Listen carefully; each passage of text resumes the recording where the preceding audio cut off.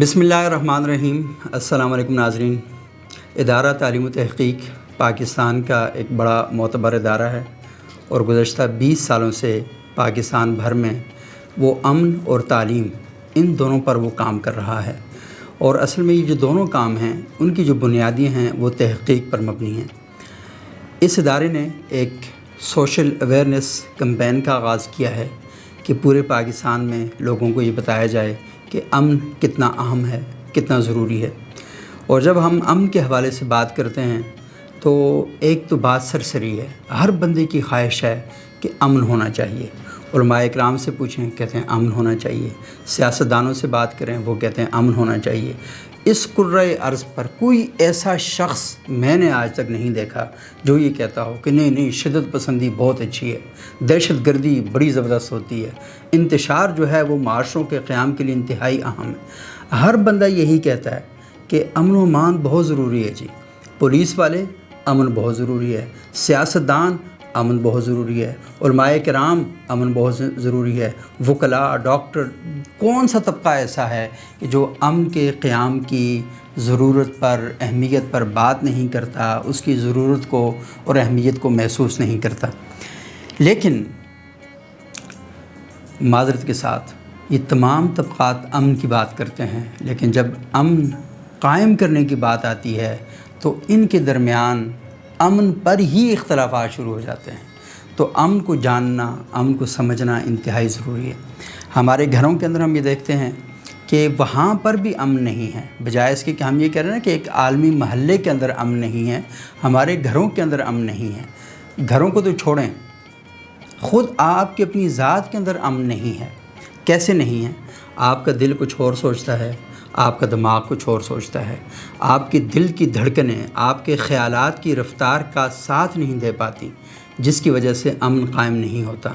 तो आपकी ज़ात जो लोगों को बड़ी ठहरी हुई लगती है और बड़ी पुरसकून लगती है, लेकिन वो भी इंतशार का शिकार रहती है। कैसे हम आहंग किया जाए अपने दिल को और अपने दिमाग को, तो ये बहुत ज़्यादा ज़रूरी है और बहुत ही अहम बातें हैं। अक्सर औक़ात मैं अपने दोस्तों से कहता हूँ कि कभी आपकी अपने से मुलाकात हुई है, कभी ऐसा हुआ हो कि आप घर से निकले हों और वॉक करने जा रहे हों, किसी पुरसकून सी जगह का आपने इंतखाब किया हो और वहाँ पर बैठ के किसी दोस्त को कॉल न मिलाएं, मोबाइल फ़ोन जेब में रखें या बल्कि अपनी गाड़ी में रख दें और अपने साथ बैठें, अपने आप से पूछें, हाँ भाई क्या हाल है, क्या करना चाह रहे हो, कब से दौड़ रहे हो, किस मकसद के लिए दौड़ रहे हो, हासिल क्या करना चाहते हो। अच्छा, आज तक जो अचीव किया है क्या वाकई वो कोई अचीवमेंट है? तो अपने साथ भी कभी हम अमन के साथ नहीं बैठे, हमने अपने साथ भी हमेशा लड़ाई की। कभी अपनी सेहत के साथ हम लड़ते रहे, कभी अपने वजूद के साथ हम लड़ते रहे। कुछ बातें मैं करना चाहता था, वो बातें मैं नहीं कर सका, इस वजह से कि अगला बंदा कहीं मुश्तइल ना हो जाए।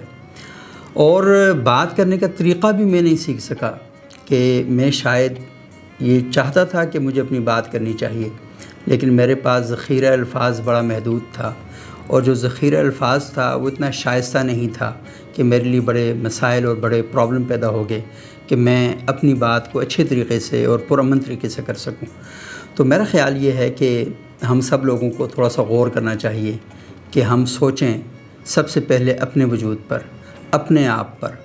हम मुनाफ़क़त का शिकार होकर और नफ़रतों का शिकार होकर वो बात नहीं कर पा रहे जो बात मेरे दिल के अंदर है। जब बात ठीक नहीं होती तो फिर बहुत सी उलझनें पैदा होती हैं, बहुत से प्रॉब्लम पैदा होते हैं, बहुत सी परेशानियां पैदा होती हैं। जब मुकालमा नहीं होता तो फिर इंतशार ही रहता है। और जब आप इस वजह से बात नहीं कर पाते कि मेरी जो बात है ये दूसरे शख्स को क्या पता पसंद आए या ना पसंद आए, तो मुनाफ़क़त के सफ़र का एक आगाज़ होता है और वो मुनाफ़क़त का सफ़र आपके अंदर आपको मारना शुरू कर देता है, आपको अंदर से खाना शुरू कर देता है। क्यों? कि आपकी लड़ाई शुरू हो चुकी होती है अपने साथ। ये जो इख्तलाफ है ना, वो अपने अंदर मुखालफत पैदा हो जाती है। आप कहते हैं यार ये बात मैंने कर दी ना तो मेरी नौकरी दाव पे लग जाएगी, ये बात मैंने कर दी ना तो एक बड़ी कम्युनिटी मुझे रद्द कर देगी, मुझे कबूल नहीं करेगी, मुझे तनहा कर देगी, मैं अकेला हो जाऊंगा, सोशल बाइकाट हो जाएगा, ये हो जाएगा, वो हो जाएगा। तो इस लड़ाई और झगड़े में मैं अपने साथ अमन कायम नहीं कर सकता।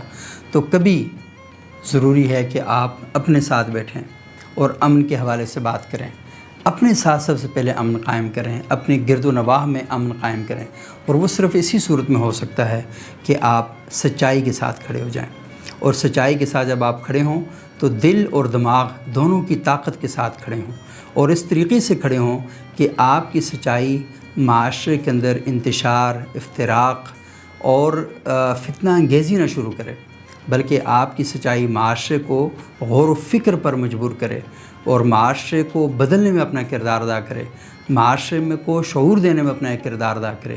تو یہ ساری چیزیں اسی وقت ہو سکتی ہیں کہ جب آپ کے چہرے پر مسکراہٹ ہو، اور چہرے پر مسکراہٹ لانے کے لیے بہت ضروری ہے کہ آپ اندر سے بھی صحت مند ہوں اور باہر سے بھی صحت مند ہوں۔ عموماً ہم سارا فوکس کرتے ہیں، ہم واک کرتے ہیں، ایکسرسائز کرتے ہیں، یوگا کرتے ہیں، سوئمنگ کرتے ہیں، اس لیے کہ ہماری باڈی سیٹ رہنی چاہیے، لیکن کبھی اس باڈی کے بارے میں آپ نے غور کیا کہ آپ کی جو دماغی حالت ہے وہ بھی ٹھیک رہنی چاہیے؟ لوگ ہمیشہ سر درد کی بات کرتے ہیں، لیکن جو اندر درد ہے نا ان کی بات نہیں کرتے۔ تو جب تک آپ اندر کے جو درد ہے نا ان کو نہیں چھیڑیں گے، تب تک آپ جو باہر کے درد ہیں اسی میں الجھے رہیں گے۔ تو اندر کو ٹھیک کریں۔ حکیم اکثر اوقات جب ان سے ملاقات ہوتی ہے تو وہ یہ کہتے ہیں کہ وہ جو اندر کا پروسیس ہے نا اس پر بات کر رہے ہوتے ہیں۔ وہ یہ کہتے ہیں کہ جو پھوڑا آپ کے جسم کے اوپر دکھائی دے رہا ہے یہ اصل میں اندر کوئی مسئلہ ہے، یہ اس کا اظہار ہے۔ تو بعض اوقات ہم لوگوں کو غصے میں دیکھتے ہیں تو ہمیں سمجھا کہ یہ شاید ابھی غصے میں، نہیں، ان کے پیچھے بہت ٹائم لگا ہے غصے میں آنے کے لیے، ان کے اندر غصہ پتہ نہیں کہاں سے بھرا ہوا تھا۔